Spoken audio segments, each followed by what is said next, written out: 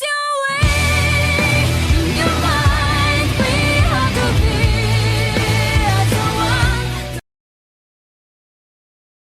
Hey, what's going on YouTube? Aura Storm here, coming at you guys with another video today. This is part of, Get to Know Aura week. And today I'm going to be covering my love of portable games, mostly the Pokemon franchise. So today I actually wanted to cover this because this is something, obviously, I have Pokemon in my intros. So, and I'm obviously, I've always kind of had a nostalgic tax for this. As much as I do love Yu-Gi-Oh, I think Pokemon will always be, there and in my life. And interest and there. So obviously, much like I said with Yu-Gi-Oh, I grew up with the Pokemon anime.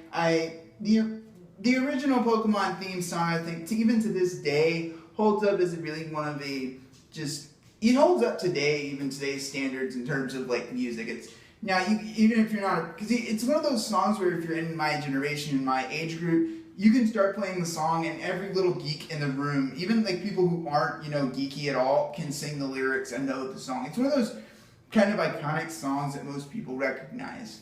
So my first start with the Pokemon franchise, I believe, I was pretty little at the time. It was, I think, a Game Boy Color. I think, yeah, it was. I remember because I actually still have it, sitting on my desk.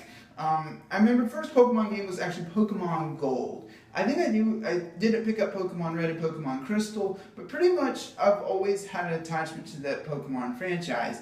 I think I played Crystal quite a bit. I've updated to Ruby later on and Emerald as well, and then ported the Pokemon over. I pretty much played every single Pokemon generation. I don't play every single game, there's some I missed, such as Black and White 2, and Pokemon Platinum. I haven't played every single game in the franchise, but I've pretty much since Gen 2, I've played every single gen up here. It took me a while to get my 3DS so I could actually upgrade into Gen 6 and pick up Omega Ruby and then pick up Pokemon X.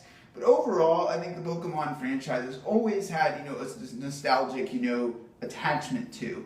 That being said, then naturally for me, some of my favorite games in the franchise are naturally the remakes. One of my issues, and this is kind of something that's been bugging me for a couple gens, is the lack of, as we go from 4th to 5th to 6th gen, I feel like the people who make Pokemon have cut post-game content. That's always been a really big problem for me, is after I beat a Pokemon game, I want to not have to match up with the Elite Four just to grind for levels. And that was one thing Pokemon X really messed up for me, was that you have to basically grind through the Pokemon League in order to get any reasonable experience. Don't get me wrong, the Looker Bureau is an absolutely fantastic post-game content. If you're a Doctor Who fan, you will just go nuts when you play this. And that's one of the things I think I really liked, that post-game thing is amazing, and if you're a Doctor Who fan, you'll just go nuts for that particular